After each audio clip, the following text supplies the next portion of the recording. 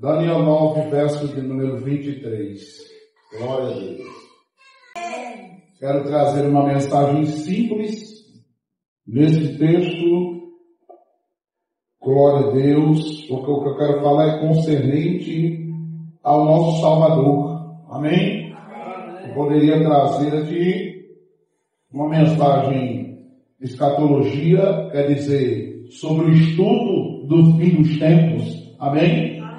Mas que eu quero trazer uma mensagem simples a respeito do nosso Salvador. Diga graças a Deus. Daniel capítulo 9, verso 23 diante, vamos aí adiantar, vai dizer assim: no princípio das tuas súplicas saiu a ordem, e eu vim para tu declarar, porque és muito amado. Toma, pois, bem sentido na palavra, e entende a visão. 70 semanas estão determinadas sobre o teu povo e sobre a tua santa cidade, para extinguir a transgressão e dar fim aos pecados, e para expiar a iniquidade e trazer a justiça eterna, e selar a visão e a profecia, e para ungir o santo dos santos. Amém? Amém. Louvado seja o nome do Senhor. Sabe e entende desde a saída da ordem para restaurar e para edificar Jerusalém, até o Messias, o príncipe, 7 semanas e 62 semanas as ruas e as tranqueiras se reedificarão, mas em tempos angustiosos. E depois das 62 semanas será tirado o Messias, e não será mais. E o povo do príncipe, que há de vir, destruirá a cidade e o santuário, e o seu fim será como inundação, e até o fim haverá guerra. Estão determinadas assolações. E ele firmará um concerto com muitos por uma semana, e na metade da semana fará cessar o sacrifício e a oferta de manjares, e sobre a asa das abominações virá o assolador, e isso até a consumação. Diga isso comigo: até a consumação. Quer dizer, até o fim dos tempos. E o que está determinado será derramado sobre o assolador. Diga graças a Deus. Amém, irmãos? O texto que nós lemos, capítulo 9 de Daniel, um texto profético. Amém? Se você observar bem no contexto, exaltado seja o nome do Senhor, desse texto, vai dizer que ele vai fazer uma oração. Diga isso comigo: oração. Amém? Você vê que Deus se revela logo após a oração para Daniel. Diga isso comigo: Deus se revela logo após a Daniel pela oração. Você vê, Deus se revela logo após a oração a Daniel, né? Isso quer dizer. E a gente já vê daí a importância de orar. Diga graças a Deus. Eram dias difíceis. Amém? Daniel já tinha passado por maus bocados. É bom lembrar a você que Daniel, louvado seja o nome do Senhor, foi levado à força para Babilônia. Amém?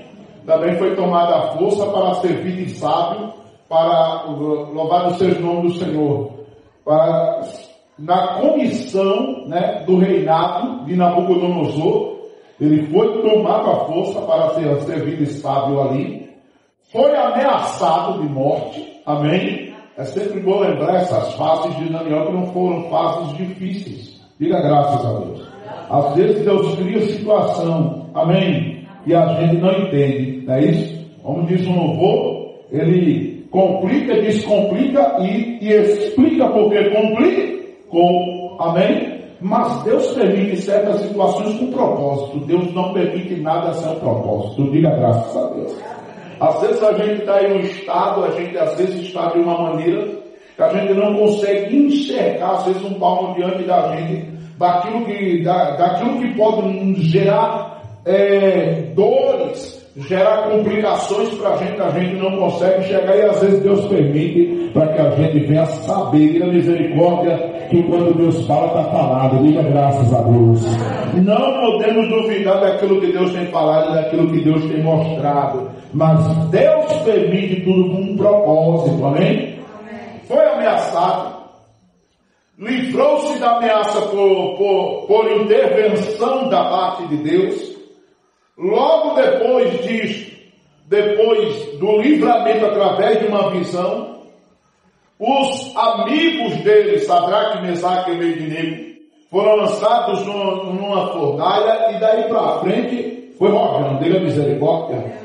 Isso, fornalha para os amigos dele, cova dos leões para ele, perseguição pelos governadores, aliás, pelos presidentes e prefeitos da época. Amém? O capítulo 6 de Daniel vai dizer isso, do livro dele. Perseguição à torta e à direita, a cidade Babilônia é invadida, diga misericórdia, é tomado mais uma vez, ele é tomado mais uma vez cativo, mas aí Deus o prospera novamente. Quando Daniel ele chega na Babilônia, quem está regendo a Babilônia e todo o império babilônico é Nabucodonosor. O tempo se passa e Nabucodonosor parte desta vida, e quem vai tomar conta dele, quem vai tomar conta do, louvado seja o nome do Senhor, do reinado, é o filho de Nabucodonosor. Nesse impasse, a Bíblia diz que houve outra revelação da parte de Deus. Que olha para cá, Deus sempre está intervindo na minha história e na tua história. Diga graças a Deus. E entenda bem, louvado seja o nome do Senhor. Algumas pessoas dizem assim: eu não sei porque Deus não me vê, eu não sei porque Deus não age na minha vida, eu não sei porque eu não vejo acontecer tanto como o povo de Deus. Eu vejo tanta gente dando testemunho que Deus fez, desfez, que Deus está fazendo, eu não vejo isso acontecer na minha vida. Irmão, ora, diga graças a Deus. O texto que nós lemos aqui, o texto primário, vai deixar claro: Deus está interagindo com Daniel, ele intervindo na vida de Daniel por meio da oração. Diga comigo, oração. Ore, coloque sua vida de Deus diariamente, louvado seja, diante de Deus, em oração. Você tem que orar. Você tem que aprender a dobrar o joelho, ora durante o dia, busca a presença de Deus, amém? Porque enquanto você está orando, Deus está trabalhando, oh glória. Enquanto você está orando, Deus está intervindo. Enquanto você se empenha em orar, Deus se empenha em fazer a parte dele, operando. Mas precisamos orar. Precisamos exato. Diga glória a Jesus. Estamos perdendo esse costume como cristãos, como homens e mulheres de Deus. Não podemos deixar o costume de orar diariamente, e não só aquela oraçãozinha, né, de manhã, amém? Ore, louve, cante, diga graças a Deus. O louvor, você tira tempo para louvar a Deus durante o dia, você também está orando. Amém? Lógico que tem alguns louvores hoje que só sangue de Jesus. Nem todo louvor hoje, nem toda música cristã, entre aspas, vale a pena estar cantando em casa. Amém? É melhor ainda, né? Ouvindo da harpa. Não importa se for da harpa, se não for, que seja um louvor que verdadeiramente adore a quem? A Deus. Que os louvores de hoje, aqueles louvores de vingança, aqueles louvores que as pessoas cantam, né? Meu Deus do céu, é de pisar o inimigo, de envergonhar o inimigo, que eu fui humilhado, mas Deus vai me exaltar. É tudo nessa pegada, diga misericórdia. São louvores mais para o homem do que para o Senhor. Mas procure louvores bons, tem louvores bons, tem só garrafa não, diga glória a Jesus.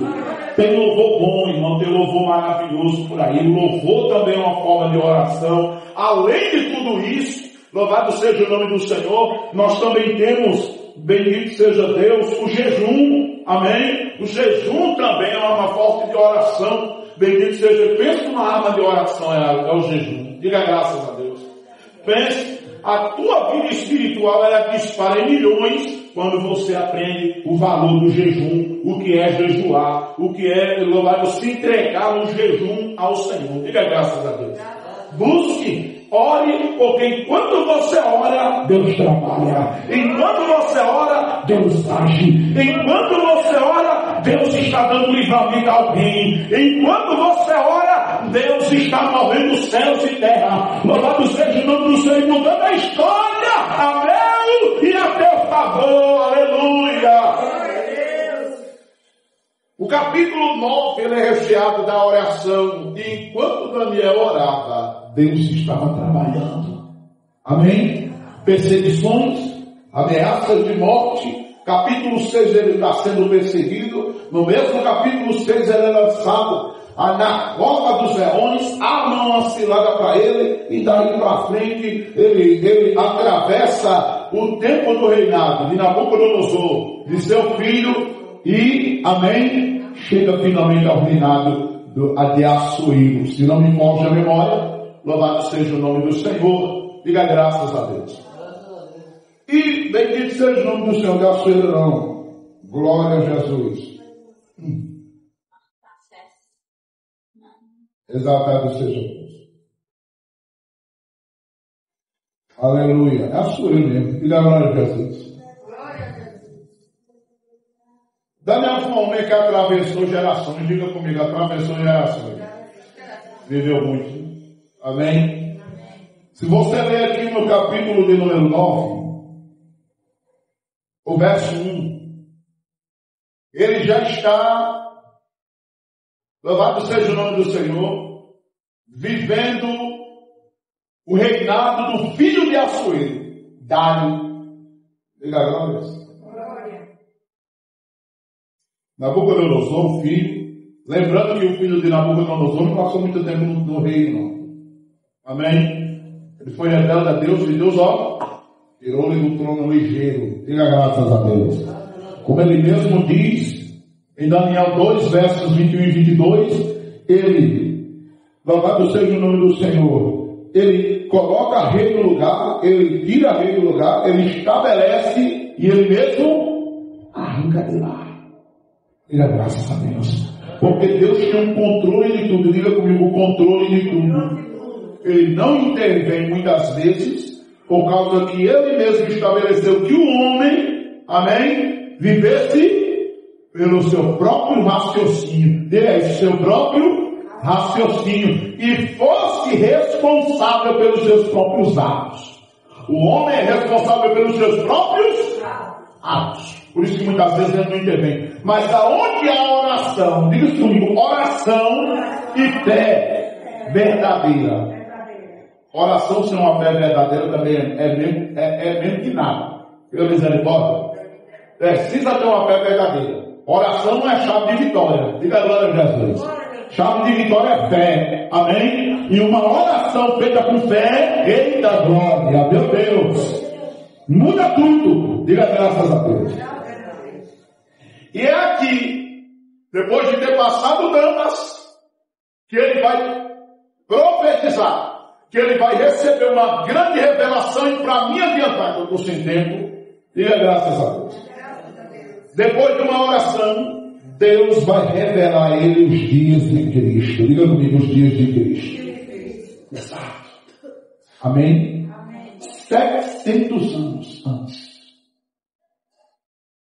E glória a Jesus. 700 anos antes. Quantos anos antes? Isso. Amém? Foi revelado na época dele que 700 anos depois. Diga comigo, 70 semanas. Amém? 70 semanas. 700 anos depois.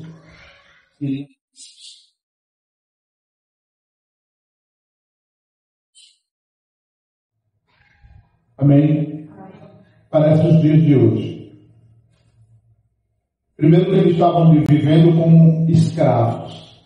Vivendo como? Escravos. Em Babilônia. O mundo já tinha passado por uma transformação terrível. Guerra por cima de guerra. Nabucodonosor invadiu diversas cidades. Foi guerra a nível mundial na época. Amém? Invadiu diversas cidades, matou reis, matou mulheres, matou crianças. Assolou cidades. Quando ele estava no pico do seu império, Deus o abateu. E o fez comer capim por 7 anos. Meu misericórdia.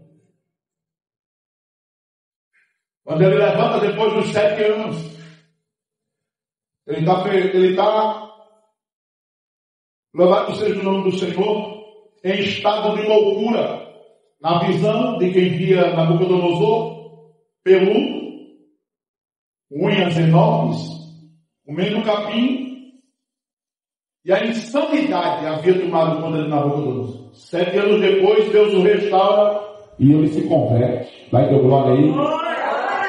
O capítulo 4 de Daniel revela isso. Amém? Exato, ele se converteu. Capítulo 4, ele se converte. Diga glória.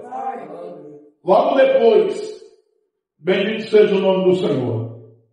Ele é levado esta vida, fica o filho dele não segue o mesmo caminho que ele, depois de velho, que serviu a Deus, o filho dele não quer. Pelo contrário, ele pega os tesouros do templo de Deus e vai tomar uma. Pega os copos sagrados, as bandejas, os talheres, e vai tomar uma junto com o povo do reino. Diga misericórdia. Amém? E Deus escreve uma sentença ali na parede de seu palácio. Daniel desvenda a sentença, e a Bíblia diz que no mesmo dia invadiram a cidade e tomaram o reino. Mais guerra se propagaram. Amém? Tendo, louvado seja o nome do Senhor. Eu quero ler aqui, ver aqui se eu acho. Vamos voltar aí um pouco. Exaltado e louvado seja o nome de Jesus. Amém? Glória a Deus. Dário, obrigado, amor. Dário, o meu é Dário. Exato. Amém? Eu falei a Sueli. A Sueli de Esté. E a Sueli tinha tomado o reino. Amém, irmãos? Amém. Mas quem toma o reino, amém? Amém. É Dário, filho de Assuero. Diga glória. Ele toma as rédeas do império. E mais uma vez guerra. E olha para cá. Quando Deus dá essa visão a Daniel, diga comigo, 70 semanas até o Messias. Amém? Quando Deus dá essa visão a Daniel, 700 anos antes, quantos anos antes? 700 anos antes da primeira vinda de Jesus. O Império Medo e Persa, que agora era o império que dominava depois da Babilônia, foi conquistado, amém? Por Alexandre o Grande, rei Grécia. Rei. Esse mesmo império grego foi dividido em 4. E dali ele se dissipou, porque o Império Romano, diga comigo, romano, tomou conta. Diga graças a Deus. Vamos colocar uma loja aqui. Aqui, eu sei. Diga graças a Deus. O Império Romano toma conta. E na primeira vez que Jesus vem para essa terra, quem estava reinando era Roma, como você bem sabe.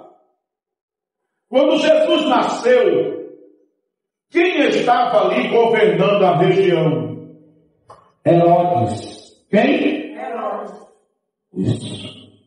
Amém? Um dos governantes de Roma naquela região. Diga graças a Deus. Governava aquela província. Herodes quem tomava conta. E perceba, olha para cá. Jesus nasce, criança, e Herodes está tomando conta, está governando aquela província ali dos judeus. Quando Jesus completa 30 anos, amém? Se não me foge a memória, ou é o mesmo Herodes, ou é o filho dele, amém? Chamado também de Herodes, que tinha esse negócio de Herodes 1, Herodes 2, Herodes 3, amém? Herodes 1, Herodes 2, Herodes 3. E você vê que ainda Herodes ainda está tomando conta, tanto que quem vai matar o primo de Jesus, João Batista, é quem? No capítulo 12 de Atos, Herodes ainda está tomando conta, amém? E você percebe que Roma está dominando totalmente naquela época. Jesus é entregue na mão de quem? Quando é para ser morto? De Pilatos. Pilatos joga para Herodes e Herodes devolve para Pilatos. Você vê que Roma, o Império Romano é quem está dominando aquela época. Amém?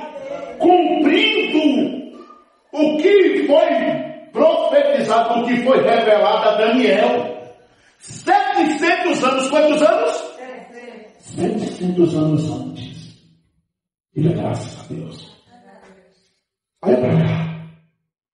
Quando sai do império para outro, olha para cá. Quando sai do império para outro, Babilônia, Medos e Persas, Grécia, Roma. Para isso acontecer tem que haver guerra. Tem que haver o quê, irmão? Você está entendendo isso? E a situação na época que Jesus veio foi uma época terrível. Amém? Amém? O povo de Israel estava disperso. A população vivia ali, sendo dominada por Roma. Os israelitas, que eram o povo escolhido de Deus, não tinham sua liberdade. E olha para cá. A cultura de Roma, ainda por cima, era uma cultura pagã. Uma cultura... Que situação, irmão, da primeira vez que Jesus veio. Amém? Amém? Alguém, quando Jesus veio a primeira vez, que saiu a notícia de que o Messias já havia aparecido, alguém pensou assim, pronto, ele agora ele vem dominar tudo. Agora olha para cá. Primeira vez que Jesus veio, há 2000 anos atrás, não foi para guerrear, não foi para quê? Não foi para dominar nada nem ninguém. Foi para dar à humanidade mais uma oportunidade. Diga isso comigo, mais uma oportunidade. Sim, irmãos. Oportunidade de vida. Oportunidade para se arrependerem. Olha para mim. A primeira vinda de Cristo não foi para sujeitar os rebeldes. A população de Israel naquela época esperava que quando o Messias viesse, naquela época já, ele viria já para acabar com toda a guerra. Olha para mim, irmão. Tem gente que pensa, há 2000 anos atrás a coisa era melhor. Era não. Estava semelhante aos dias de hoje. O pecado já havia ganhado terríveis proporções. Amém? Quando Jesus veio, eu não vou nem entrar em detalhes de que tipos de pecados já haviam naquela época. Mas se você ler o capítulo 1 da carta de Paulo a Romanos, versos 18 até o 32, você vai ver que tipos de pecados já haviam naquela época. Olha para cá. É de se dizer que alguns governadores, amém, alguns governos da época da era romana, alguns homens de nome que estavam em destaque no Império Romano, eles se envolviam com outros homens já naquela época. Amém? Já havia todo tipo de perturbação naquela época. Olha para cá, tráfico de crianças já existia naquela época, irmãos. Diga misericórdia. As pessoas estão enganadas e pensam que aquela época não, quando Jesus veio a primeira vez, não eram dias diferentes desses dias que vivemos hoje. Estava uma Sodoma e Gomorra terrível. Amém? E quando Jesus veio a primeira vez, ele veio revelar o Pai. Ele veio revelar quem? O Pai. Ele veio chamar aquela população para que se voltassem para Deus, porque a população estava perdida e o povo escolhido de Deus estava disperso. A primeira vida de Jesus foi tão marcante que o nosso calendário, que é o calendário gregoriano, é dividido entre os anos antes da vida de Cristo e os anos depois de Cristo. A Terra só tem 2025 anos? Não, tem mais. Mas a primeira vida de Jesus foi tão marcante. Ele marcou a história e ele deixou a marca dele na história da humanidade. E marcando a história do homem, ele mostrou que a primeira vida dele, louvado seja o nome do Senhor, vai marcar o tempo dos dias do nascimento dele até hoje, em que Deus está ainda aguardando com paciência aqueles que vão se arrepender de seus pecados, largar a facilidade do mundo e se voltar para o Pai eterno que mora nos mais altos céus. Quando Jesus, ele vem, quando o cumprimento da profecia de Daniel, louvado seja o nome do Senhor, finalmente, bendito seja Deus, quando a profecia finalmente se cumpre, quando finalmente acontece, Jesus sobe numa cruz. Jesus sobe se põe de pé. Em nome de Jesus. Jesus sobe numa cruz. E olha para cá. Você já conhece muito bem. Sabemos a trajetória. Viveu 33 anos de sua vida, sendo que 3 anos foi pregando e anunciando o reino de quem? O reino de quem? 3 anos da vida dele foi para mostrar o caminho para os céus. Amém? A eternidade para com Deus. Ele mostrou, louvado seja o nome do Senhor, a doutrina divina e o único meio de salvação, sendo ele o próprio, bendito seja Deus, que se ofereceria como sacrifício a Deus, louvado seja o nome do Senhor, como um preço de pagamento e de resgate pelas nossas almas, sendo que ele viveria e viveu uma vida justa, satisfez a justiça de Deus, foi pregado naquela cruz, derramou o seu sangue, e a ira de Deus que estava para se abater sobre a humanidade já naqueles dias se acalmou. Amém? Mas e é assim, olha para cá, você vê que a pessoa que ela é mestre, que ela não pensa muito nas consequências dos próprios pecados, ela diz: aí Deus é desse jeito. Não, somos nós que somos problemas. Somos nós que terminamos ferindo a santidade divina. Sabe o que é interessante? É ver uma pessoa diante de uma televisão assistindo um crime em que uma criança foi abusada pelo seu pai, ou foi abusada e morta pelo pai. E a pessoa diz assim: um camarada desse era para viver preso ou ser logo morto. Você está entendendo? A pessoa, ela sente logo uma sede de justiça. Ela fica indignada com aquela situação. Ora, Deus não está assistindo dos altos céus. Deus não está vendo toda abominação, todo tipo de crime todo tipo de crime, impunidade que os homens estão cometendo. Ele não está assistindo. Se nós assistimos uma cena dessa, ficamos terrivelmente escandalizados, já pedindo justiça. Você vê pais e mães nos meios da rua, vestindo com suas blusas a foto dos filhos e pedindo justiça para que o assassino seja preso e condenado. Ora, Deus não está assistindo lá no céu, na humanidade, pecando, fazendo todo tipo de desgraça e miséria no meio do mundo. E será que ele também não fica indignado? Será que só nós somos pecadores? Somos pecadores, mas imagina Deus que é santo. Deus queria consumir aquela geração, não consumiu porque Jesus veio e nos deu mais uma oportunidade. 2 mil anos se passaram e estamos aqui por causa da oportunidade que Jesus deu. Mas Jesus agora não vai voltar como cordeiro, mas não, ele vai voltar como leão. Ele não vem dessa vez para dar oportunidade, não vai ser Deus para os homens, não. Ele vem zelar de uma vez por toda e deixar. Amém? A única oportunidade que o povo está tendo por meio da graça. Diga misericórdia. Bendito seja o nome de Jesus que ainda nos deu esse tempo. E louve a Deus, porque se você procurar entender, amém? A grande oportunidade, o mundo era para ter sido destruído há 2 mil anos atrás.